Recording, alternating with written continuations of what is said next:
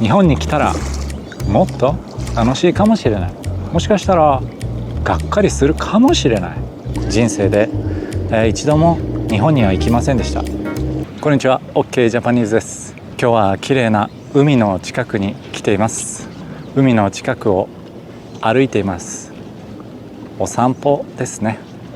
今ちょうど7時を過ぎたところで、外でねポッドキャストを撮ろうかななんて思ってやってきました。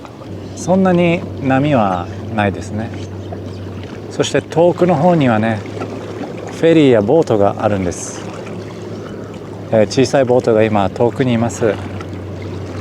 ここにいるとねフェリーの匂いがします。フェリーのガス、フェリーの燃料、その匂いがしてきて、ああここに人が住んでるんだな、そういうふうに思いますね。ここに座って撮ってみましょうか。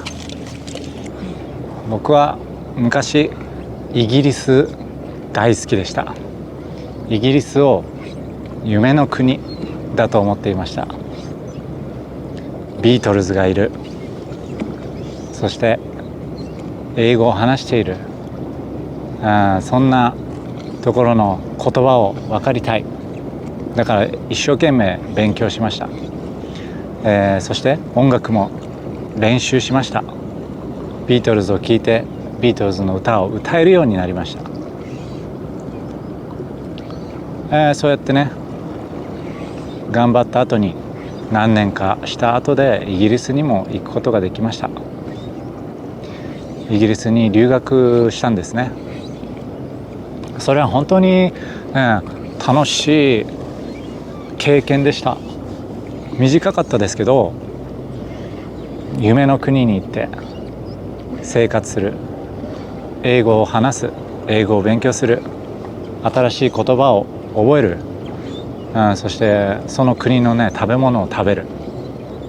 それはね20代の僕にとっては本当に、やってよかったな、本当にその経験があってよかったな、そう思います。皆さんも夢の国ありますか？夢の場所ありますか？今日はね夢の話です。寝る時の夢じゃなくて、自分がなりたいものとか、自分の欲しいもの、自分の思うこと、自分が想像するものについて話します。最近日本ではたくさんの外国人が、興味を持ってくれていますね。あなたも日本に興味を持っているかなと思います。日本語だけ興味がある人もいるかもしれませんね。でも日本には来たことがないけど、日本のことはよく知っていて、日本語も話すことができて、どんな国かなって考えてる、そういう人も多いんじゃないかなって思います。でそうやってポジティブな気持ちで、見てくれてる人、日本のことを考えてる人がもうほとんどそうだと思います。たくさんの人はそうだと思います。そして日本にいる人もほとんどの人は日本のことを知ってほしいし、日本に興味を持ってもらうことは嬉しいって思っています。僕は本当に嬉しいです。日本に興味を持ってもらって、日本語に興味を持ってもらう、それはねとても嬉しいです。でもソーシャルメディアで時々、見ますね。そう思わない人もいる。日本には来ないでくれとか、マナーが悪いとか、そういうねことを書いている人もいる。そう思っている人もいるかもしれません。またね日本に来て夢の国じゃないよ、日本は夢の国じゃないよ、そういうタイトルの動画やそういうタイトルのショートだったりを、この前見ました。で、日本は夢の国じゃない、ロマンティサイズしないでくれみたいなことを書いてる人がいました。まあもちろんね、そういう意見も分かります。そういう意見もあると思います。もちろん旅行に来るのと住むのはね違いますから。旅行に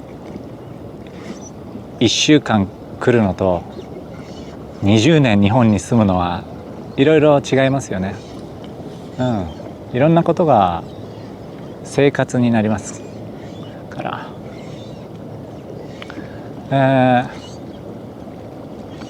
それでみんなね夢を持っていて、その夢がなくなってしまった、そんなこともねあるかもしれません。でも毎日過ごす時って、日常だから、夢の中だけでは生きていけない、そういう時もやっぱりありますよね。でもそれってもし自分がね日本に住みたかったらとってもいいことですよね。もう夢じゃない、これが僕の生活なんだ、これが私の生活になった。だから嫌なことももちろん見えるし、いいこともたくさん見える、気づかなかったことも見える、そういうふうに変化していくと思います。それで、トピックの夢についてですね、僕の昔の話をします。僕はね、昔音楽をしていて、昔好きだったバンドの人に会ったこともあります。うわー、あの人だ、いつも聴いていたロックバンドの人がいる、すごいな。でもね、その人がゴミを道に捨てていた、そういうのをね例えば見ると、あれ、あの人そんなことするんだ、人間なんだな、人間なんだあの人も、そういうこともありますよね。だから自分の頭の中だけにいた人が実際に会ったら、全然そこだけじゃない面が見える。それはね面白いです。それをねどう考える。夢が壊れた、私の夢が壊れた、そう思う人もいれば、あの人も人間なんだな、そうだよな、人間だよな、っ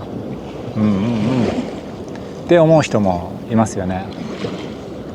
もう一つ例を挙げましょう。画家のヴィンセント・ヴァン・ゴッホ、印象派の有名な人です。ひまわりの絵を描いた人ですね。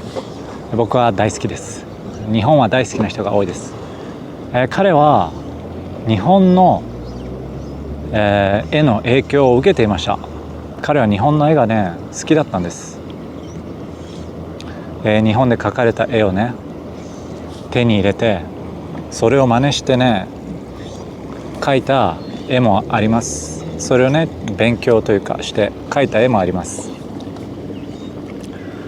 その時やっぱり絵の世界では日本は楽園と言われていたらしいですね。東洋の楽園、東にある楽園、あの国には全てがあると言われていたみたいですね。エキゾチックな日本、エキゾチックな国、で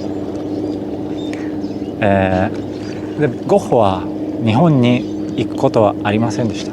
人生で、一度も日本には行きませんでした。行くことなく人生をね終えました。きっとねゴッホの中では日本はずっと夢の国だったと思うんですね。夢の楽園、そんな国がどこかにある。そうやって思うと、そうやって思ったままいるというのもいいですよね。それも一つの方法だと思うんです。夢は夢のままでそのままにする、それもいいと思うんですね。自分の頭の中にだけある。だからとっても綺麗になるし、自分の見たいものだけが見えますね。ゴッホのように、インスピレーションを受けたい、日本の美しい絵を見てそこから自分も学ぶことができる。そういう時に夢のまま、日本を夢のままでそのままにするというのは一ついい選択だと思います。もちろん日本に来たら新しい発見があるかもしれません。もっと楽しいかもしれない。もしかしたらがっかりするかもしれない。あれ、絵と全然違うじゃん、この世界絵と全然違うじゃん、そうなるかもしれない。なので行きたいんだけどなという時も、もしかしたら行けない方がそのままでも綺麗な自分の好きな日本を自分の心の中に持っていくことができるかなとも思うんですね。もしね日本に来ることができて、そこで来て何か自分の気持ちどう思うかなって楽しむのは本当にそれも一ついい方法だと思います。だから、絶対に来なきゃいけないわけではない。来なくても自分の中の日本を持ったままいるということはできて、それもとっても素敵なことだなと僕は思っています。僕の中にもそういうものはたくさんあります。大好きな音楽もたくさんあるし、素敵な例えば映画のスターとか会いたいとは思わないですよね。会わずにそのまま綺麗なままにしておく、そういうものが人生の中にあってもいいなと思います。今日は夢とか理想についてのお話でした。だんだんもう向こうが赤い景色が暗くなってきて、これから夜になりますね。これからみんな眠ってまた明日目を覚まして新しい日が来ると嬉しいですね。楽しみですね。じゃあ皆さんも今日はありがとうございました。また次のポッドキャストでお会いしましょう。さよなら。